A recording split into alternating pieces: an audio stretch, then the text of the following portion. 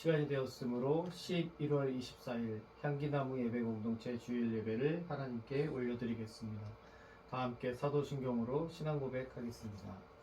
나는 전능하신 아버지 하나님 천지의 창조주를 믿습니다. 나는 그의 유일하신 아들 우리 주 예수 그리스도를 믿습니다. 그는 성령으로 잉태되어 동정녀 마리아에게서 나시고 본디오 빌라도에게 고난을 받아 십자가에 못 박혀 죽으시고 장사된 지 사흘 만에 죽은 자 가운데서 다시 살아나셨으며 하늘에 오르시어 전능하신 아버지 하나님 우편에 앉아 계시다가 거기로부터 살아있는 자와 죽은 자를 심판하러 오십니다. 나는 성령을 믿으며 거룩한 공교회와 성도의 교제와 죄를 용서받는 것과 몸의 부활과 영생을 믿습니다. 아멘. 예배를 위해서 제가 기도하겠습니다. 살아계신 하나님, 우리 가정을 지키시고 인도해 주셔서 감사합니다. 우리 가정이 하나님께 예배할 수 있도록 축복해 주셔서 감사합니다. 우리 가정이 언제나 하나님의 이름을 높이고 하나님께 영광 올려드리는 가정이 될 수 있도록 축복하여 주옵소서. 이 시간도 예배할 텐데 예배가 마쳐지는 시간까지 성령 하나님께서 주장하여 주시고 선포되어지는 말씀으로 은혜 받고 또 그 말씀대로 살아가겠느라고 결단할 수 있는 귀한 시간 되게 하여 주옵소서. 이 모든 말씀을 우리를 구원하여 주신 우리 구주 예수님의 이름으로 기도하옵나이다. 아멘.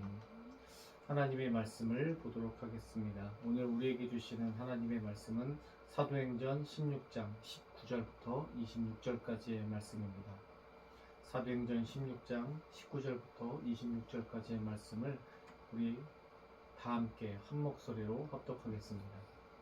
여종의 주인들은 자기 수익의 소망이 끊어진 것을 보고 바울과 실라를 붙잡아 장터로 관리들에게 끌어갔다가 상관들 앞에 데리고 가서 말하되 이 사람들이 유대인인데 우리 성을 심히 요란하게 하여 로마 사람인 우리가 받지도 못하고 행하지도 못할 풍속을 전한다 하거늘 우리가 일제히 일어나 고발하니 옷을 찢겨 벗기고 매로 치라 하여 많이 친 후에 옥에 가두고 간수에게 명하여 든든히 지키라 하니 그가 이러한 명령을 받아 그들을 깊은 옥에 가두고 그 발을 착고에 든든히 채웠더니 한밤중에 바울과 실라가 기도하고 하나님을 찬송하며 죄수들이 듣더라. 이에 갑자기 큰 지진이 나서 옥토가 움직이고 문이 곧 다 열리며 모든 사람의 매인 것이 다 벗어진지라. 아멘. 오늘 우리에게 주시는 하나님의 말씀입니다. 오늘은 기도하고 찬송하며라는 제목으로 함께 말씀을 보도록 하겠습니다. 우리가 저번 주에 봤던 말씀을 계속 이어서 볼 텐데요. 바울과 실라가 이제 빌립보에 도착해서 기도하는 곳으로 가고 있었습니다. 그런데 그때에 누구를 만났냐면 귀신 들린 여인을 만납니다. 이 귀신 들린 여인은 말 그대로 귀신에게 사로잡혀서 자기의 의지대로 살아갈 수 없는 여인이었는데 특히 이 귀신 들린 여인은요 점을 쳐가지고 자신의 주인들에게 돈을 벌게 해줬어요. 그러니까 이 주인들은요 이 귀신 들린 여인을 통해서 돈을 벌었다는 거죠. 그런데 이 귀신 들린 여인이 바울과 실라를 계속 따라다니면서 이렇게 조롱합니다. 이 사람들은 가장 높으신 하나님의 종들이다. 여기서 말하는 이 하나님은 우리가 믿고 있는, 우리가 알고 있는 그 하나님이 아니라 바로 제우스 신인데 바로 이 사람은 가장 높으신 제우스의 종들이다 라면서 바울과 실라를 계속 조롱합니다. 근데 바울은 굉장히 괴로웠어요. 왜 괴로웠을까요? 자신들을 계속 놀리고 조롱해서 괴로웠을까요? 그것 때문에 괴로웠던 것이 아닙니다. 바울이 괴로웠던 이유는요, 바울과 실라가 만약에 이 여인에게서 귀신을 내쫓아주면 분명히 그 여인의 주인들과 충돌이 생길 것을 알았고 그렇게 되면은 본인들이 위험해질 거라는 것을 알았죠. 그래서 바울은 괴로웠던 거예요. 저 여인을 귀신으로부터 자유롭게 해주고 싶은데 귀신에게 사로잡혀 있는 저 여인에게서 그 귀신을 나가게 해주고 싶은데 그러자니 그 여인의 종들과 충돌이 생겨서 우리가 위험해질 텐데 어떻게 해야 되지? 이러지도 못하고 저러지도 못하는 그런 마음 가운데 괴로움이 있었다는 거죠. 그런데 결국 바울이 어떻게 했을까요?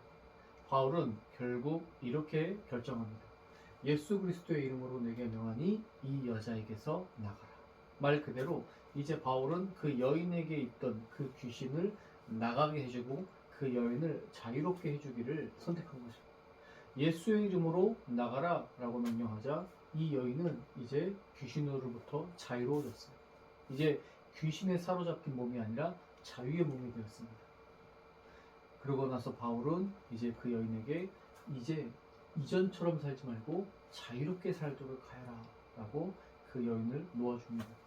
그리고 그 여인을 통해서 돈을 벌던 주인들은 화가 났어요. 자신들의 돈벌이가 끊겼기 때문이죠. 그래서 그 여인의 주인들은 화가 나서 거짓 모함을 합니다. 이 사람들이 우리 도시에 와서 소란을 피우고 있습니다. 즉 바울과 실라가 지금 이 동네에 와서 소란 피우고 있어요. 그리고 그들은 이상한 말로 우리들을 현혹시키고 있습니다. 저 사람들 가만 놔두면 안 됩니다. 저 사람들에게 혼쭐을 내줘야 됩니다. 이렇게 하면서 바울과 실라를 거짓 모함합니다. 그래서 그 거짓 모함 때문에 바울과 실라는 어떻게 되었을까요? 바울과 실라는 모진 채찍질을 당하게 됩니다. 양손이 묶인 채 채찍질을 당하게 됐고요. 정말 여러 대의 채찍을 맞았고, 그리고 그들은 감옥에 갇히게 됐어요. 감옥에 갇힌 다음에 그냥 감옥에 갇힌 것이 아니라 그들의 발에는 착고가 채워집니다. 저 착고가 채워지면 굉장히 고통스럽고 힘들고 자세가 굉장히 불편해지고요. 몸을 자유자재로 움직일 수 없습니다. 심한 매질을 당했고 착고까지 채워졌기 때문에 그들은 지금 굉장히 불편하고 힘든 상황 가운데 놓여진 거죠. 무엇보다 굉장히 억울하게 거짓 모함으로 이런 고난과 고통을 당하게 된 겁니다. 근데 말씀을 보니까 이 바울과 실라가 여기서 뭘 했다고 나와 있을까요? 바울과 실라가 어떻게 했다고 나와 있을까요? 놀랍게도 성경에는 이렇게 기록되어 있습니다. 한밤중에 바울과 실라가 기도하고 하나님을 찬송하니. 말 그대로 바울과 실라가 감옥에 갇힌 채 하나님께 기도하고 찬송했다라는 거예요. 심한 매질을 당하고 감옥에 갇히고 착고에 채워졌습니다. 몸도 아프고 이렇게 저렇게 움직일 수 없는 불편한 상황 가운데 그 최악의 고통과 고난의 상황 가운데서 하나님께 기도하고 찬송했다는 거예요. 그리고 또 말씀을 보니까 그들의 기도 소리와 찬송 소리를 다른 죄수가 들었다는 거예요. 그 감옥에 있던 죄수들이 바울과 실라의 기도 소리와 찬양 소리를 들었다는 거예요. 이 감옥은 희망이 없고 소망이 없는 곳이죠. 근데 바로 그 희망이 없고 소망이 없는 그곳에서 그 죄수들이 하나님께 기도하는 소리, 하나님께 찬양하는 소리를 들었다는 거예요. 정말 그 감옥에서 놀라운 일이 일어났죠. 바로 그때였습니다.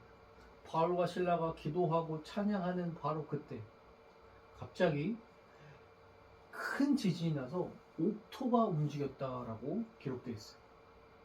큰 지진이 나서 옥토가 움직이고 뭐라고 되어 있죠? 문이 곧 다 열리게 되었다라고 말씀에 기록됩니다. 그리고 문이 다 열림에 감옥 문이 열린 후에 바울과 실라에게 매여있던 그 착고까지 벗어졌다라고 기록되어 있어요. 바울과 실라가 기도하고 찬송하자 하나님께서 기적을 나타내신 거죠.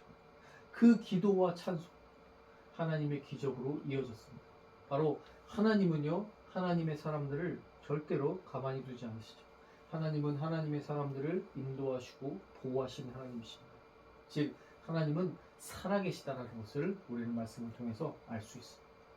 그렇다면 오늘 말씀을 기억하면서 우리가 주목해야 되는 말씀은 무엇일까요?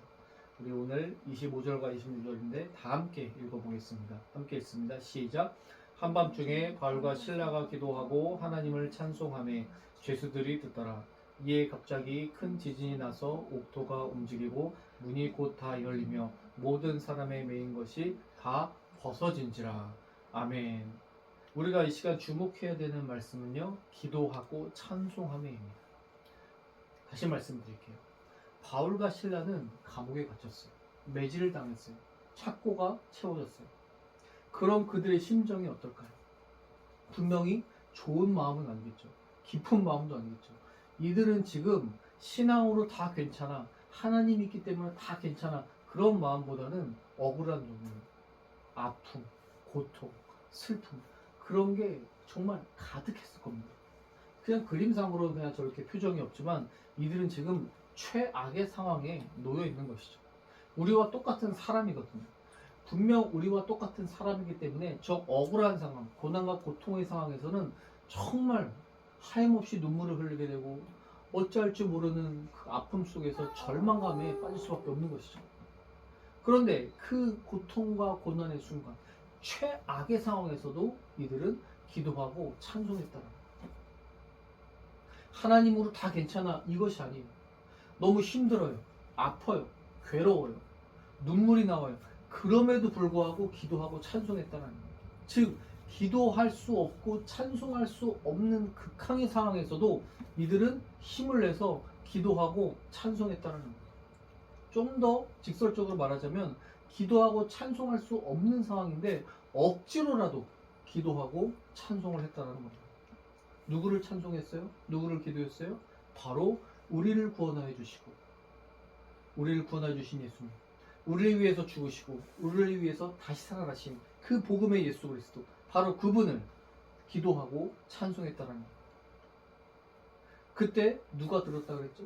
그들의 기도 소리와 찬송 소리를 그 다른 곳에 있던 죄수들이 들었다는 겁니다. 그 죄수들이 들었는데 그들에게는 어땠을까요? 바로 위로와 희망을 가지게 되었을 겁니다. 그들의 기도와 찬송이 죄수들에게는 위로와 희망을 줬고 또 그들의 기도와 찬송이 바로 기적을 나타냈습니다. 여러분, 기도와 찬송은요, 누군가에게 위로와 희망을 주고요, 기적도 나타낼 수 있는 거예요. 바로 기도와 찬송의 힘이 거기에 있습니다. 여러분, 바울과 신라의 기도의 찬양이 이런 놀라운 일들을 만들어냈는데 바라옵기는 우리 가정에서 흘러나가는 기도와 찬양이 바로 이런 놀라운 일을 만들어내기를 주님의 이름으로 축복합니다. 기도와 찬양은 기쁠 때, 좋을 때, 할 수 있을 때만 하는 것이 아닙니다. 정말 기도할 수 없는 상황, 찬송할 수 없는 상황이 하는 거예요. 기도할 수 없는 상황, 찬송할 수 없는 상황에 억지로라도 하면은 정말 하나님이 놀라운 기적을 만들어내십니다. 그리고 그것이 바로 신앙입니다. 내가 좋을 때 하는 것보다 할 수 없을 때, 힘들 때 하는 것이 신앙이죠. 그리고 그때 놀라운 기적이 일어나는 겁니다. 누군가에는 위로의 희망이 되고요, 또 누군가에는 기적이 나타나게 되고, 어떤 사람은 살아나게 되고, 무엇보다 우리 가정에게 놀라운 기적이 일어나게 되죠. 여러분, 이 사실을 기억하면서 바울과 실로의 기도의 찬양이 우리 가정의 기도와 찬양이 되기를 주님의 이름으로 축복합니다. 바로 살아계신 예수 그리스도께, 우리를 위해서 죽으시고 우리를 위해서 다시 살아나신 그 예수 그리스도께 언제나 기도와 찬양의 소리가 끊이지 않는 우리 가정이 되기를 주님의 이름으로 축복합니다. 우리 일회가 앞으로도 계속 성장해 갈 텐데 정말 기도와 찬양하는 주님의 딸, 그리고 하기 힘들 때, 할 수 없을 때 기도하고 찬송으로 올려드릴 수 있는 그런 보배롭고 존귀한 딸이 되기를 주님의 이름으로 축복합니다. 기도하겠습니다. 살아계신 하나님, 오늘 말씀을 기억하면서 우리 가정이 언제나 기도하고 찬송하는 가정이 될 수 있도록 인도하여 주옵소서.